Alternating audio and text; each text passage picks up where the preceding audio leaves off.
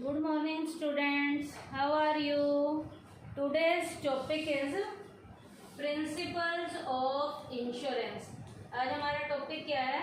Insurance के principal हैं और इसमें हम क्या करेंगे, इसे हम एक और नाम भी देते हैं essential elements of an insurance contract. Insurance के कॉन्ट्रैक्ट के इसे हम एसेंशियल एलिमेंट भी कहते हैं, मेन तत्व भी कहते हैं। अब ये इंश्योरेंस के प्रिंसिपल हैं कौन कौन से? फर्स्ट प्रिंसिपल का नाम है principle of utmost good faith. ये बेटा होता है पूर्ण सद्विश्वास का, इसे हम सिद्धांत कहते हैं। क्या नाम है इसका?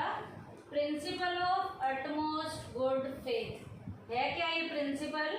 It refers that no material और important facts should be concealed by both the parties to the insurance contract। बेटा principle of utmost good faith क्या कहता है कि दोनों पार्टीज ने इंश्योरेंस के कॉन्ट्रैक्ट से रिलेटेड कोई भी इम्पोर्टेंट लेवल का फैक्ट एक दूसरे से छुपाना नहीं है। हर चीज क्लियर कट दोनों पार्टीज ने एक दूसरे को बतानी है कि दोनों पार्टीज कौन? इंश्योरर और इंश्योर्ड। दोनों पार्टीज ने इंश्योरेंस के कॉन्ट्रैक्ट से रिलेटेड हर फैक्ट को, हर जो इंफॉर्मेशन है वो एक दूसरे को बतानी है, एक दूसरे से छिपानी नहीं है। अब यहाँ पर आप एक एग्जाम्पल दे सकते हो कि कैसे उन्होंने एक दूसरे को बात बतानी है, कुछ भी छिपाना नहीं है। मान लीजिए बेटा यहाँ पर इंश्योर्ड जो है, इंश्योरर से जब इंश्योरेंस करवा रहा है, मान लीजिए इंश्योर्ड को कोई प्रॉब्लम है, कोई बीमारी है, तो उसने अपनी बीमारी के बारे में भी इंश्योर्ड ने इंश्योरर को बताना है। तो यहाँ पर आप एग्जाम्पल दे सकते हो कि किसी को टीबी वगैरह है, जैसे एग्जाम्पल बुक में भी है तुम्हारा। For instance, without disclosing that he is suffering from TB, Mr. A gets himself insured against death for rupees 10 lakh. He lives for another 3 or 4 years and die due to TB. The insurance company comes to know about Mr. A's illness only after his death. अब यहाँ पर बेटा उसने छुपाया, death के बाद पता चला है कंपनी को, तो यहाँ कंपनी उसे कंपनसेशन नहीं देगी। इसका मतलब कोई भी बीमारी है तो बताना है, और बताने के बाद इंश्योरेंस हो सकता है तो करवाना है, नहीं तो ये प्रिंसिपल अप्लाई नहीं होगा। तो इस प्रिंसिपल का नाम क्या है? Principle of utmost good faith. उसके बाद सेकंड प्रिंसिपल है principle of insurable interest. Insurable interest कि जिस चीज का हम इंश्योरेंस करवा रहे हैं उसकी लाइफ में, उसको बचाने में आपका इंटरेस्ट है, उसे मारने में आपका इंटरेस्ट या उसे खत्म करने में आपका इंटरेस्ट नहीं है। तो प्रिंसिपल क्या कहता है? It refers that there must be such a relationship between the insured and the subject matter of insurance that the insured stands to benefit by its safety and to lose by its loss। इसका मतलब क्या है? Insured जिस भी subject matter का, जिस चीज का भी इंश्योरेंस करवा रहा है, उसका इंश्योरेंस करवाने के बाद भी इंश्योर्ड का उसकी सेफ्टी में पूरा प्रॉपर जो है इंटरेस्ट होगा। उसको नुकसान देने में उसका किसी भी तरीके का कोई भी रिस्क नहीं होगा। यदि कुछ नुकसान उसे हो भी रहा है तो नुकसान को कम करने की क्या करनी है? कोशिश करनी है। अब मैं बेटा आपको एक एग्जांपल के जरिए बताऊंगी कि कैसे इंश्योर्ड का सब्जेक्ट मैटर में इंटरेस्ट होगा। बेटा insurable interest differ with every contract of insurance. Insurance के कॉन्ट्रैक्ट जो हैं, जो इंश्योरेबल इंटरेस्ट है वो अलग अलग होता है। कैसे? लाइफ इंश्योरेंस में कहाँ होता है insurable interest is required at the time of taking insurance policy. Life insurance में इंश्योरेबल इंटरेस्ट तब होता है जब इंश्योरेंस की क्या ली हुई है, पॉलिसी ली हुई है। मान लीजिए ए नाम का व्यक्ति अपनी वाइफ का इंश्योरेंस करवाता है। तो जब वाइफ का इंश्योरेंस करवाया है तब वो लेडी उसकी वाइफ थी, और इंश्योरेंस करवाने के बाद मान लीजिए उनका आपस में डाइवोर्स हो जाता है, और डाइवोर्स होने के बाद उस लेडी को कुछ होता है, तो ए यदि यहाँ पर प्रीमियम भर रहा है तो ए को कंपनसेशन मिलेगा। क्यों? क्योंकि जब इंश्योरेंस करवाया था, जब उसने वो पॉलिसी ली थी, तो वो लेडी उस इंसान की क्या थी, वाइफ थी।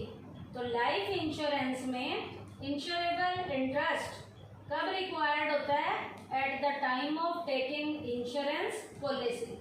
फायर इंश्योरेंस में कब होता है, insurable interest is required at the time of taking insurance policy as well as the time of occurrence of loss. Fire insurance में इंश्योरेबल इंटरेस्ट दोनों कंडीशन में होता है, जब वो पॉलिसी ली गई है उस टाइम पीरियड में भी, और जब एक्चुअल में वो घटना घटित हो रही है तब भी उस कंडीशन में इंश्योरेबल इंटरेस्ट जो है प्रेजेंट होता है। फायर में दोनों कंडीशन में होगा, जब इंश्योरेंस की पॉलिसी ली गई है तब, और जब वो घटना घटित हो रही है, दोनों टाइम में इंश्योरेबल इंटरेस्ट लिया जाता है। मेराइन इंश्योरेंस में insurable interest has to be there at the time of occurrence of loss. Marine insurance में इंश्योरेबल इंटरेस्ट तब देखा जाता है जब एक्चुअल में लॉस हो रहा होता है। तो ये तीनों मैंने इंश्योरेबल इंटरेस्ट बताए हैं। लाइफ इंश्योरेंस में कब होता है, at the time of taking insurance policy. Fire insurance में दोनों टाइम पे होगा, at the time of taking insurance policy as well as the time of occurrence of loss. Marine में कब होता है, at the time of occurrence of loss.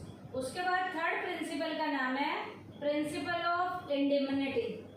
इंडिमनिटी principle क्या कहता है, it refers that the insured can get only the compensation against actual loss and he can not make profit out of insurance.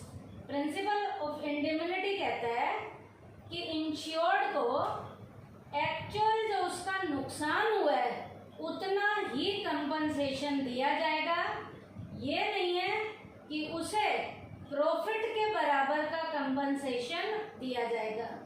Insured को actual जितना उसका नुकसान हुआ है, insurance company उसके एक्चुअल लेवल के लॉस को कवर करेगी, उसको जो है प्रॉफिट का बेनिफिट नहीं देगी। इसका मतलब ये वाला जो प्रिंसिपल है सेफ्टी पर्पस को सोल्व करता है, इन्वेस्टमेंट पर्पस को सोल्व नहीं करता।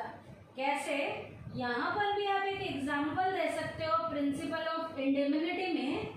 एग्जांपल कैसे दे सकते हो कि मान लीजिए किसी भी व्यक्ति को नुकसान, उसने मान लीजिए 70,000 का बीमा करवाया है और उसे नुकसान जो है 50,000 का हुआ है। मान लीजिए एक व्यक्ति ने, ए नाम के व्यक्ति ने अपने मकान का इंश्योरेंस करवाया 1 लाख का और उसे नुकसान 50,000 का हुआ है और वो प्रीमियम भी भर रहा है, तो कंपनी या कंपनसेशन 1 लाख नहीं देगी, कंपनी या कंपनसेशन कितना देगी, 50,000 का ही देगी, क्योंकि उस इंसान को मकान में आग लगने से नुकसान 50,000 का ही हुआ है। और यदि 1 लाख रुपया दे दिया तो उसको जो है 50,000 का फायदा हो जाएगा। इंडिमनिटी प्रिंसिपल क्या कहता है, एक्चुअल लॉस को कवर करना है, प्रॉफिट के पर्पस को कवर नहीं करना। तो ये प्रिंसिपल क्या था, इंडिमनिटी। उसके बाद है प्रिंसिपल ऑफ कंट्रीब्यूशन। क्या है, it refers that the same subject matter except life is insured by more than one insurer, the actual loss will be shared by all the insurers. इसका मतलब लाइफ के इंश्योरेंस को छोड़ के बाकी जितने भी हम इंश्योरेंस करवाते हैं उसमें जो है हम एक से ज़्यादा लोगों से जब इंश्योरेंस करवाते हैं मतलब एक से ज़्यादा कंपनी से जब हम इंश्योरेंस करवाते हैं तो कंपनसेशन जो दिया जाता है उसको आपस में ये इंश्योरर, इसका मतलब इंश्योरेंस करने वाली कंपनी आपस में शेयर करके कंपनसेशन देती हैं, लेकिन लाइफ में ऐसा नहीं होता। The principle of contribution does not apply to the life insurance policy. ये वाला जो प्रिंसिपल है लाइफ इंश्योरेंस पे अप्लाई नहीं होता, बाकी इंश्योरेंस पे अप्लाई होता है, जर्नल पे अप्लाई होता है। अब यहाँ पर कैसे, मान लीजिए एक एग्जांपल दिया जाए, a person get it's house worth ₹12 lakh insured from 3 insurance company. एक इंसान अपने मकान का 12 लाख का 3 कंपनी से इंश्योरेंस करवाता है। ए कंपनी से 2 लाख का, बी से 4 लाख का, सी कंपनी से 6 लाख का। At the time of in occurrence of loss, the compensation will be paid by the insurance company in a ratio. Ratio क्या है, ए से करवाया था 2 लाख, बी से 4 लाख, सी से 6 लाख, तो रेशो क्या होगा 1:2:3। तो यहाँ पर इंश्योरेंस कंपनी जो है उसके रिस्क को 1:2:3 में कवर करेगी।